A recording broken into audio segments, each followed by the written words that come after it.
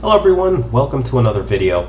Today I'm going to be doing something that I promised that I would be doing regularly, and that's just another top 10 video. This time it's going to be top 10 fragrances for the fall. This is a top 10 list that I have compiled that I personally like. It's not anything from GQ for any other magazine. These are picked from my personal stash of fragrances, which at this point is about over, I would say, 150-ish, kind of pushing towards the 200 range. So it's no official list, just a list of fragrances that I personally like and wear for the fall. Just a couple other ground rules real quick to go over before. The second thing is that, or it's more of a question, and that's what do I consider fall? Fall for me is colder weather that's getting cold. Obviously, this is the internet. We've got people coming in from all around the world looking at these videos, so they have a different perception of what fall is. I'm from New York City. Fall for me is anywhere between 60, maybe 55 degrees Fahrenheit and 80 degrees Fahrenheit. So starts out kind of warm like it is right now, but it's starting to cool down until it hits about November-ish and December, when it really starts to just flat out be cold. So fall is that transition towards the extreme temperatures. Leaves are falling, it's getting chilly, brisky, people are starting to wear their sports coats, sweaters. That kind of temperature and that kind of weather is what I consider fall. Now, in terms of what do I look for a fragrance in the fall, that's more towards I'm looking for something warm, spicy.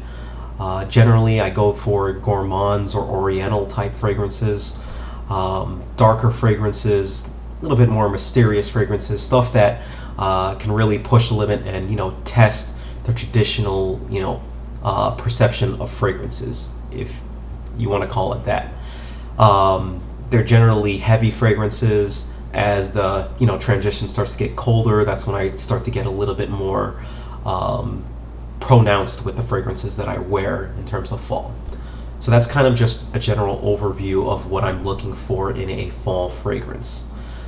That being said, let's just get on to the review, to the top 10 list, and let's get started.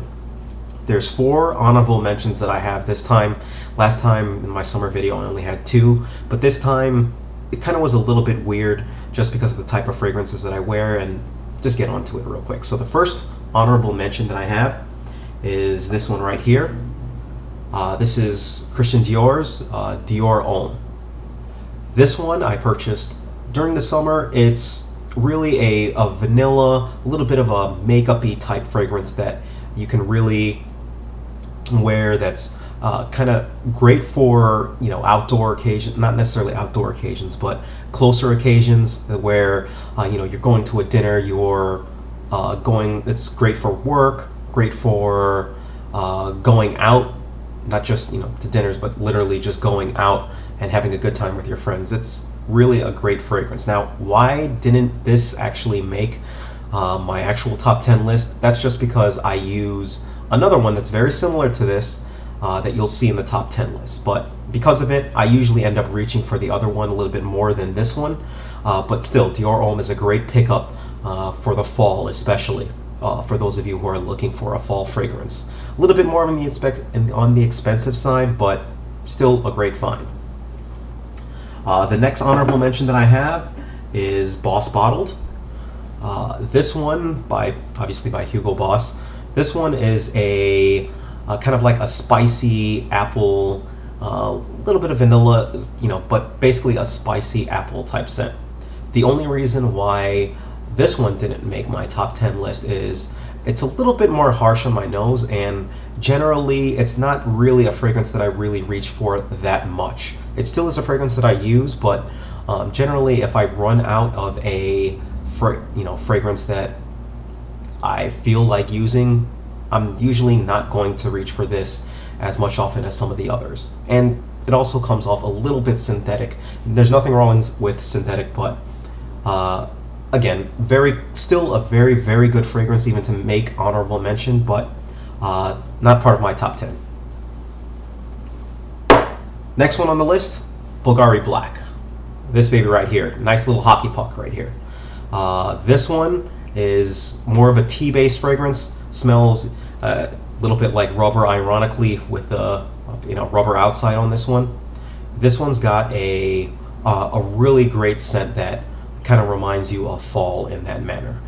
Why didn't this make my top 10? Well, for this one, it's just simply because I like the other ones in my top 10 a little bit better than I like this one. Still a great fragrance though, but for this one, it's more of, I would say, either an acquired taste or something that you really have to put your nose on first. So just don't run out there and buy this one. You really want to get your hands and just on a little sample or test it out, because it really is a unique fragrance, but one that really does work great for the fall. And the final honorable mention is another powerhouse that a lot of people have, and that is La Nuit de L'homme by Yves St. Laurent. Now this one, a very great dark fragrance, and you're probably going to see this one in my top 10 of winter 2011 fragrances. This is definitely one mainstay that I usually wear towards the end or towards the beginning of of winter. So for that reason, because I really don't wear this throughout the whole of fall, for that reason, it didn't necessarily make my top 10 of fall. Excellent fragrance, definitely going to be on my top 10 of winter, but not in my top 10 of fall. With that out of the way, let's get on to the top 10 really quick. Trying to limit the time on this review. Don't want it to get, on this top 10 video, don't want to get too long-winded or anything like that with it. So at number 10, very popular fragrance for fall, especially, some considered for winter, and that's Burberry London. This boy right here is Tim Wetkoff, I forgot how to pronounce his name, really said it best. This is fall in a bottle. This really smells like leaves, dampness. It smells like foliage. It really does smell like fall. It's a great fragrance that wears kind of closer to your skin. Haven't really gotten that many compliments when wearing this, but it's still a great fragrance for you personally. Now, best used in casual, type settings. It's made by Burberry, and you can get this for, I would say, pretty cheaply, and you can probably find pretty good deals on this one. Still around, excellent fragrance, comes in at number 10 for my fall. Now, coming in at number 9 is a fragrance that I haven't seen on too many people's lists or anything like that, but I personally love it. It's more of a close to the skin, more of a kind of a laid back fragrance, and that is John Varvatos. This is the original. John Varvatos, it's really a scent that kind of reminds you of dark, a little bit mysterious, leathery type scent that really kind of gives off a distinguished aura. Very excellent fragrance. Definitely want to check this one out. Smell it if you haven't. Again, for a lot of these dark ones, I really would not recommend blind buying until you've actually sniffed it yourself. But this one, very great fragrance, gets a lot of compliments actually.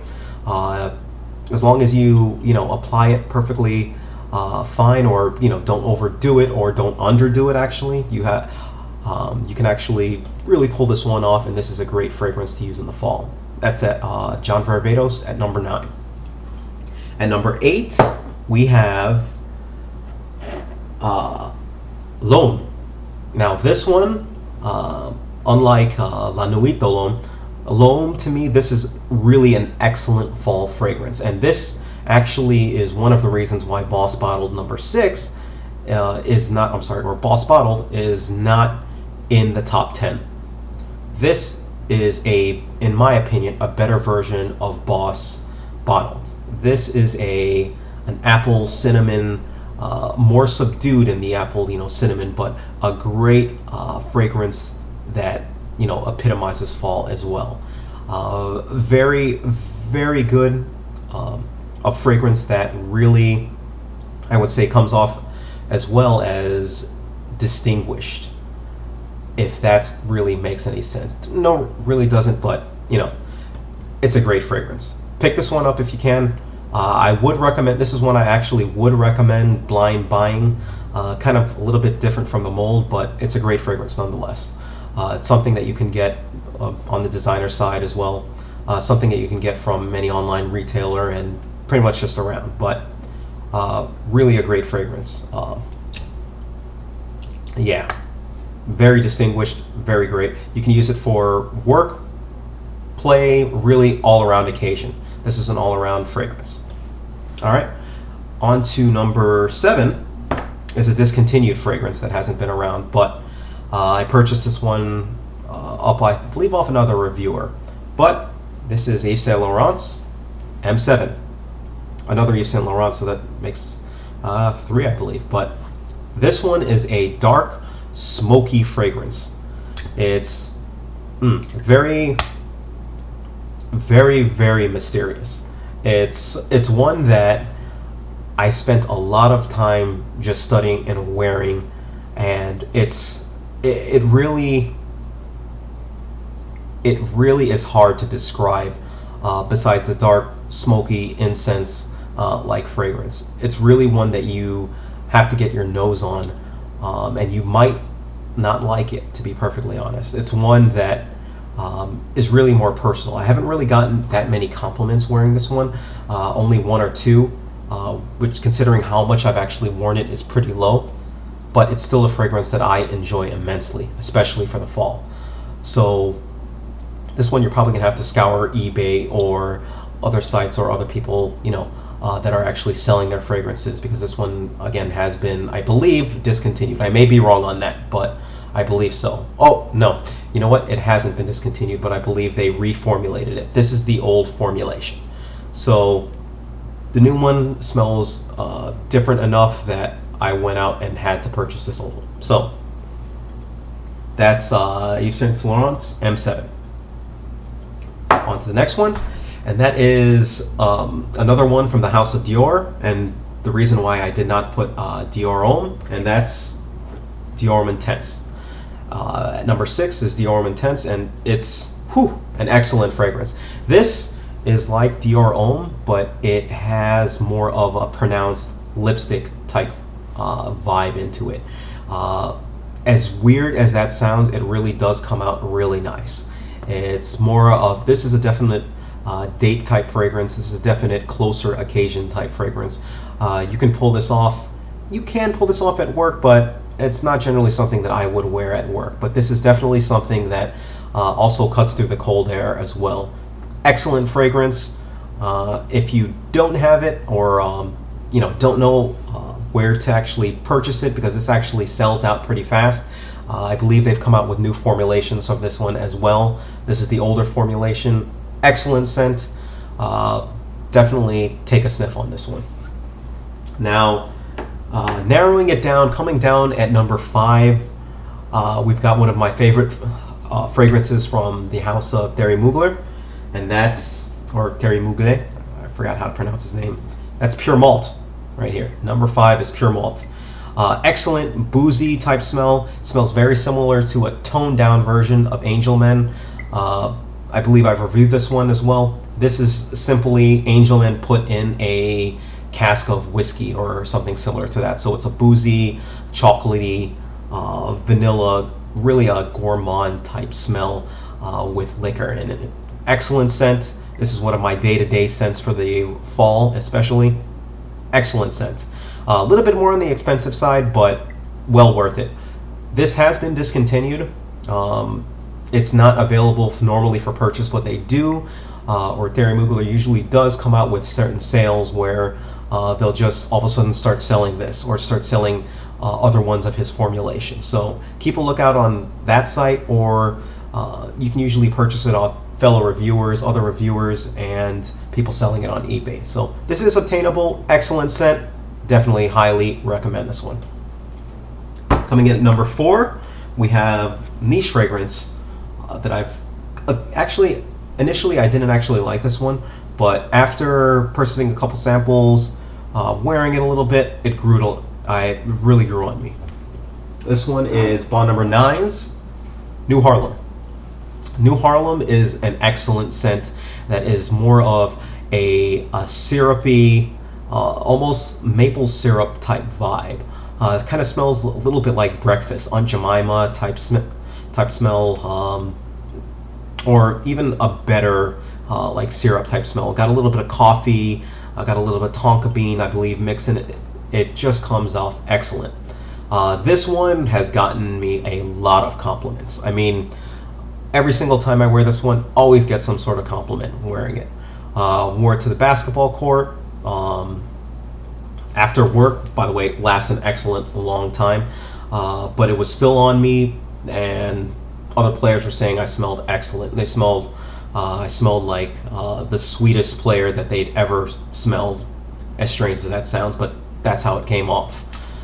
Ton of compliments on this one, an excellent one. A little bit more on the pricey side. You're going to pay at least about $120, I believe, for the 50 milliliter. But you can, if you look around, you might be able to get a nice little deal on it, 10% off, or even somebody selling their old one if they don't want it. So, bottle number 9, New Harlem, excellent scent. Number 3, we have another Thierry Mugler, Pure Havane. Pure Havane. I actually prefer this one over Pure Malt, especially for the fall. It's got more. It's very, very similar to Pure Malt, and in fact, I was thinking about putting these two side to side, but not quite. This one has a cigar type vibe. Excellent scent. It's again along the same DNA as Angel Men, with that chocolatey, vanilla type, food type vibe, but this one's got a little bit of a cigar wrapper mixed into this one. So it's a really great scent that, personifies, again, for me, fall. Excellent scent. Can't go wrong with Thierry Mugler again. Fantastic. On to number 2. This one is got a little bit of disagreement from other people, but you know what? This is my list. This is what I like. So number 2 is Dolce & Gabanna Dior Homme.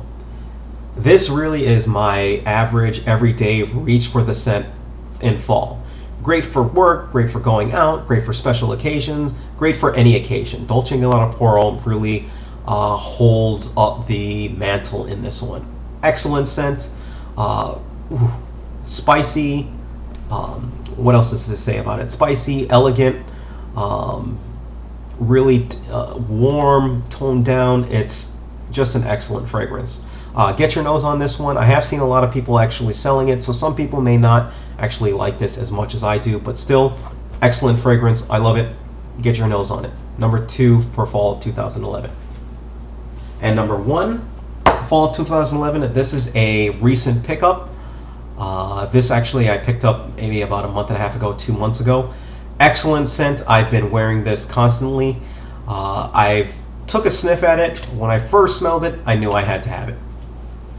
This one is Guerlain's Spirituese de Vanille. I believe I'm pronouncing that right. Not exactly sure.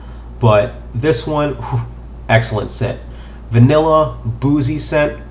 Got a little bit of, I believe, tonka bean mix in it. Oh, excellent scent. Just fantastic. It's a little bit more on the pricey side though. This one, there's only one size of this, and this is actually going to run you about $225 retail to come about $240 with taxes. It's very expensive, but you know what? For me, well worth the price.